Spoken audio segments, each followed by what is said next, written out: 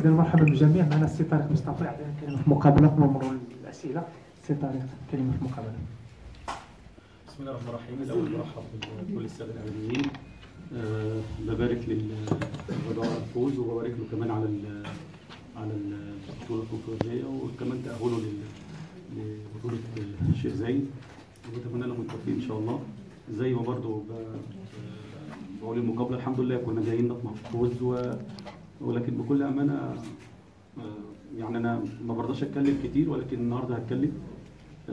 في كل مباراة واتزون أنا ما بعتبرش إن واتزون من المغرب، ما أعرفش ليه، ما أعرفش كلامي كده إزاي، ولكن في كل مباراة يبقى علينا ظلم كبير جدا جدا جدا جدا. في كل مباراة لينا ضربات جزاء، ضيعنا ضربات جزاء مرة واثنين وثلاثة، مفيش توفيق، ولكن في حاجات بتتحسب علينا واكتر منها ما بتتحسبش لينا، ما اعرفش ايه السبب، الله اعلم. ولكن من خلالكم انا بشكر المكتب المسير، بشكر اللاعبين، بشكر جمهور واتزون من اول يوم جيت اشتغلت فيه. بشكرهم كل الشكر على الفتره السابقه كلها، واتمنى لهم التوفيق ان شاء الله مع مدرب اخر يكون محظوظ اكتر مني، لان بكل امانه تعبت كتير، ولكن شايف ان الامور بالنسبه لي هتبقى صعبه، فبتمنى لهم التوفيق. بشكر اللاعبين جدا جدا جدا من اول يوم انا جيت فيه هنا من السنه اللي فاتت، واللاعبين اللي جت السنه دي الحمد لله مش عندنا لعيبه كانت في المستوى ولعيبه اساسيه، 5 6 لعيبه قدرنا نعوضهم بلعيبه محترمه. ولكن بشكر كل جمهور واتزون اللي ساندني من اول يوم لاخر يوم حتى وقتنا هذا. بشكر اللاعبين، بشكر المكتب المسير، بشكر الجهاز الفني اللي تعب معايا كله. احنا اقل امكانيات بكل امانه في الدوري، بكل امانه اقل امكانيات في الدوري بامانه، ولكن كنا بنتحدى الصعب، ولكن لما تلاقي في حاجات كتيره خارجه عن ارادتك فلازم تقول ستوب. انا مش محظوظ، كل مباراه ضربه جزاء ممكن تغير نتيجه المباراه، ولكن اللعبه اجتهدت النهارده 10 لعيبه، وانا قلت لهم احنا بنلعب بكل امانه، بنلعب ضد 12 كل مباراه، معلش مع احترامي. فبشكركم وبتمنى لكم التوفيق ان شاء الله كل واحد في مجاله. واحد السفارة خاطب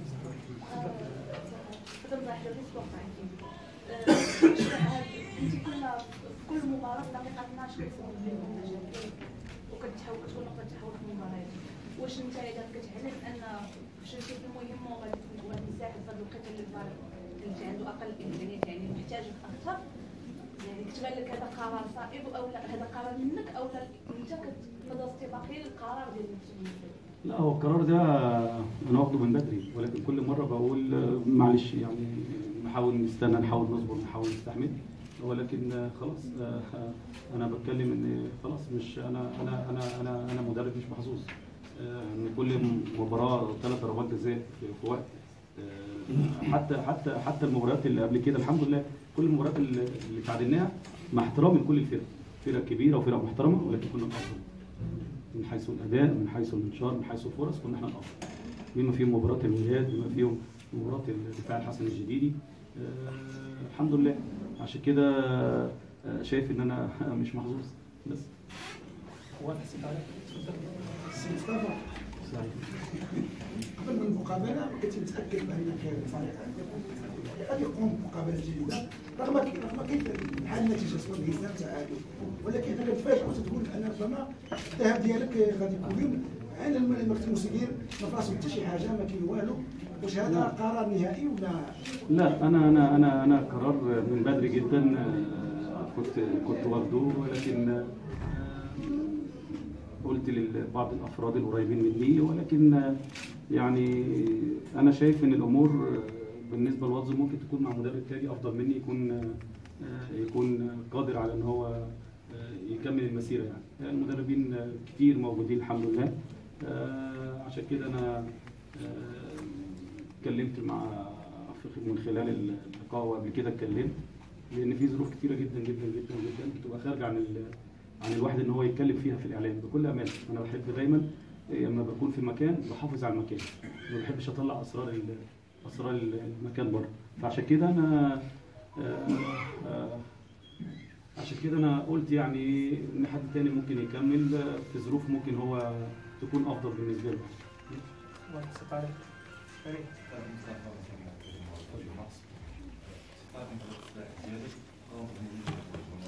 كما قلتي حيتي مقارنه كذلك بانه طريقه الضغط على المكسب الموصل انه الكره كتمشي معاكم كتلعبوا كره كنا كنتفرجوا مع طارق سريع وزن كتلعبوا كره وشكون طريقه الضغط على المكسب الموصل؟ لا بالعكس باش الميركاتو لا لا لا لا لا لا لا خالص بالعكس الميركاتو احنا الحمد لله يعني على قدنا شويه. المشكله مش في كده، المشكله انا بقول في حاجات كتيره جدا انا ما اقدرش اتكلم فيها في الاعلام، ولكن هو ولا ضغط ولا حاجه. القرار انا من بدري جدا والله، ولكن كل مره بستحمل حاجات كتيره جدا بتبقى خارج عن الواحد ما يقدرش يتكلم فيها. ولكن المكتب المثير لا، كل احترام وكل حب والله. انا شكرت المكتب المثير على الفتره اللي انا قضيتها معاهم، كلهم ناس محترمه وناس في منتهى الاحترام معايا من اول يوم. اللاعبين نفس الشيء، تعبوا معايا كتيره جدا السنه اللي فاتت وحتى وقتنا هذا. الجهاز الفني، كل الناس. ففي حاجات كتيره جدا اسمحوا لي ما اقدرش اتكلم فيها يعني عليها.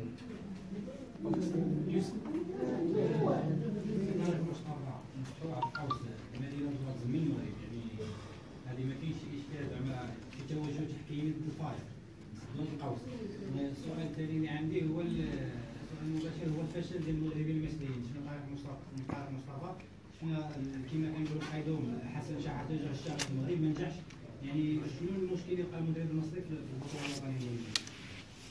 هرد عليك السؤالين. السؤال الاولاني مع احترامي لحضرتك، لو انت بتتفرج على واتساب في كل مباراه لا احنا مظلومين. بشهاده الجميع بشهاده الفيديو، لو في فار موجود السنه دي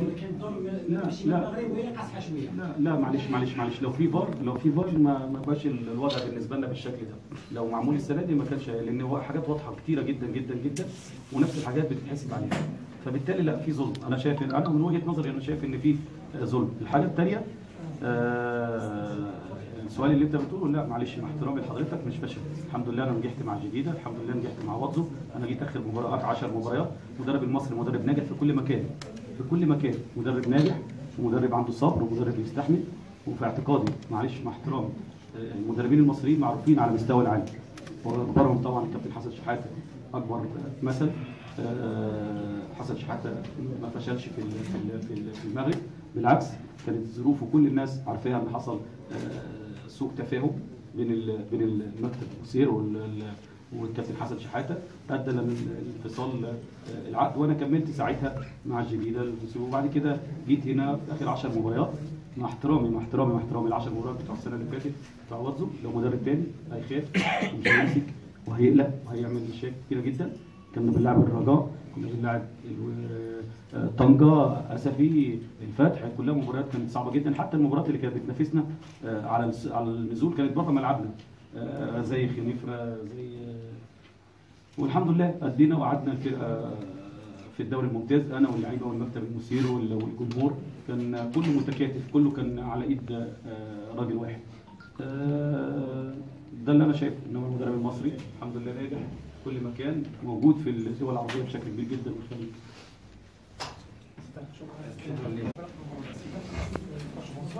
Micro. Ok, bonsoir.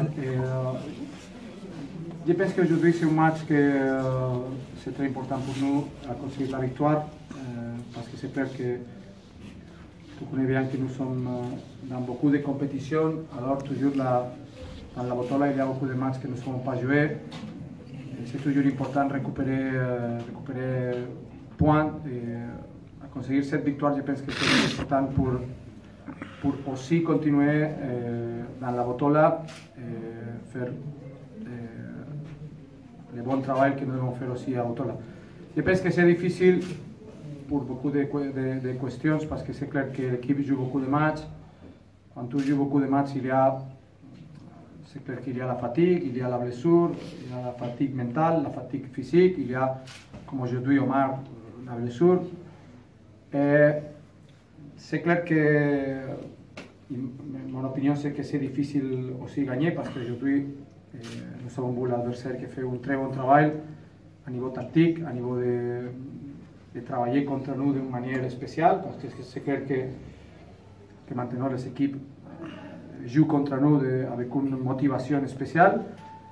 Notre équipe doit jouer beaucoup de matchs, beaucoup de compétitions, se doit récupérer très rapide. Il y a un match, il y a un jour, 2 jours pour récupérer, un autre match, toujours avec l'exigence de gagner, demande la victoire. Ça c'est très difficile, parce que moi personnellement, je le donne beaucoup de valeur à la victoire d'aujourd'hui, parce que je pense que pour tout ce que j'ai expliqué. Alors, dans les matchs, il y a beaucoup de situations que nous pouvons expliquer, il y a des situations négatives que nous pouvons corriger, il y a des situations positives qui sont bien, mais pour moi la conclusion est que quand tu joues beaucoup de compétitions, beaucoup de matchs, nous devons accepter qu'il y a beaucoup de situations que nous devons surmonter. Merci coach. Karim. Une question par rapport à ce joueur, la blessure de Bouteille, est-ce qu'elle est grave la blessure de Bouteille? Et puis par rapport au rendement de Bouamira, on a vu contre Ismaël aujourd'hui, est-ce qu'il aura plus de temps de jeu? Je pense que la blessure de Mars c'est une blessure, le docteur m'a dit minimum 3 semaines. Ça c'est ce qu'il m'a dit, mais je pense que nous devons, demain, après-demain, nous pouvons savoir de l'équipe médicale de les gardiens. Je pense que c'est clair que notre gardien numéro 1 c'est Anassis Niti et Bouamira c'est notre gardien numéro 2. Quand il y a beaucoup de matchs, il y a situations que je pense que c'est très difficile, même aussi pour les gardiens, non seulement pour les joueurs, aussi pour les gardiens, maintenir le même niveau de concentration, le même niveau d'état physique, d'état mental. Parfois, il y a la possibilité de que jouer un gardien que c'est possible plus frais, pour dire ça. Je pense que notre but, c'est un but magnifique. Bouamira et Anassis Niti sont des gardiens de garantie, de bonne qualité, mais c'est clair que le numéro 1 c'est Anassis Niti, le numéro 2 c'est Bouamira, mais tous les deux travaillent très bien, et pour l'entraîneur c'est positif parce que tu peux choisir un gardien toujours de un bon niveau.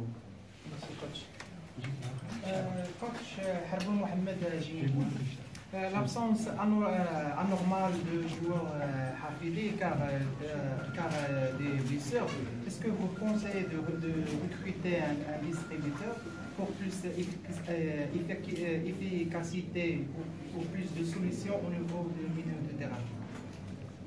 Aujourd'hui, je pense que nous devons parler des matchs d'aujourd'hui.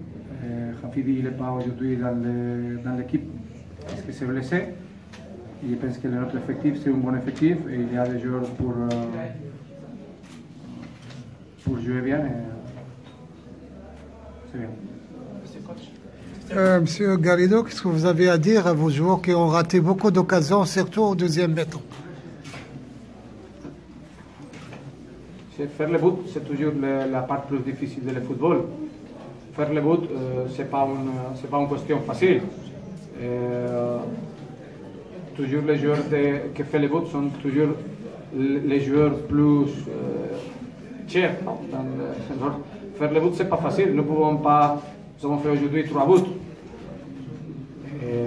Dans un match, c'est normal qu'il y a 1, 2, 3 chances que ça peut rater. Parce que j'ai vu aujourd'hui, il y a 2 ou 3 chances, spécialement dans la deuxième mi-temps, que nous pouvons faire le but. Mais combien de matchs tu as vu qu'il y a c'est comme ça dans toutes les équipes du monde. Alors, si nous voulons dire que pour des chances de but que ça a raté, c'est un problème très important, je pense que pas comme ça. Toujours, je suis bien sûr que le joueur veut faire le but. Il a joué pour faire le but. Même il a donné les passes pour faire le but. En chance que c'est clair pour tirer à but, il veut donner les passes, comme Benjalib, comme Brahimi. Alors, je pense que c'est impossible qu'une équipe fait 6 chances de but et fait 6 buts. C'est très difficile ici et en tout le monde. L'essentiel, c'est 3 points. Oui, je pense qu'aujourd'hui, l'important, c'est la victoire, mais c'est clair que ça doit. Je ne vais pas dire que parce que c'est la victoire, tout est magnifique, c'est tout fantastique. Non, aujourd'hui, il y a des erreurs, il y a des situations positives, mais je pense que gagner ce match, c'est pas facile. Alors, si ça a gagné le match, c'est parce que l'équipe a fait de bon travail. Et nous devons aussi dire qu'il y a un bon travail, spécialement quand il y a beaucoup de matchs, un autre match, c'est très difficile de maintenir le même niveau tactique, technique, physique. Alors, je pense qu'aujourd'hui, je dois dire à l'équipe félicitations pour la victoire. Comme d'habitude, se doit travailler pour améliorer qu'est-ce que se peut améliorer, mais toujours avec une victoire, c'est tout le monde donner le valeur à la victoire. Une dernière question.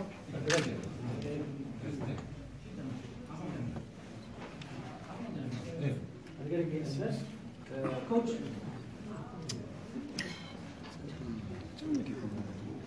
oui, coach, vous êtes sur 4 grands teams. La Ligue africaine, l'arabe, le championnat, beaucoup de choses. Est-ce que... Il y a beaucoup de problèmes dans la vie, il y a beaucoup de problèmes. C'est philosophe. Est-ce que dans votre vie de coach, vous avez vécu ce style-là? Vous étiez chez L'Oréal, j'étais en Espagne, en Égypte. Est-ce que vous avez vécu cette charge? Tu peux analyser, tu peux aller à la data et tu peux savoir, non? C'est moi qui te dois dire? Non, la question c'est... Vous avez vu comment vous... Oui, la question c'est oui. Si tu allais voir mon historial, mon curriculum... Mais l'Égypte, c'était pas comme le Non, Villarreal Club de Football, c'est une équipe de l'Espagne qui a joué en une saison avec moi 60 matchs officiels. Après de le Barça 62, de Villarreal 60, Champions League. Alors, oui, la réponse est oui. J'ai travaillé en d'autres équipes qui jouaient beaucoup de matchs.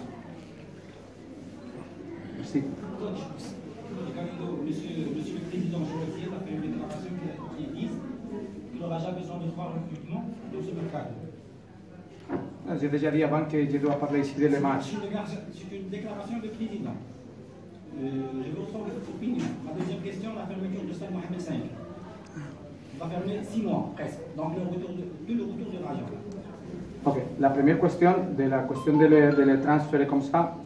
Maintenant, je pense qu'aujourd'hui c'est pour parler des matchs et je ne vais pas parler d'une question publique, que c'est une question privée que se doit parler à l'intérieur du club. Je dois donner mon opinion à l'intérieur du club. De la question de terrain, je ne sais pas qu'est-ce que je peux dire. Je ne comprends pas, mais je pense que c'est très négatif pour nous. Parce que maintenant nous avons beaucoup de matchs à notre maison, que c'est pour nous important jouer à notre stade avec notre public. Et je ne sais pas si se joue ici ou là-bas, à l'autre terrain. C'est une situation difficile d'accepter et bien sûr que pour nous, c'est pas possible. Merci. Merci.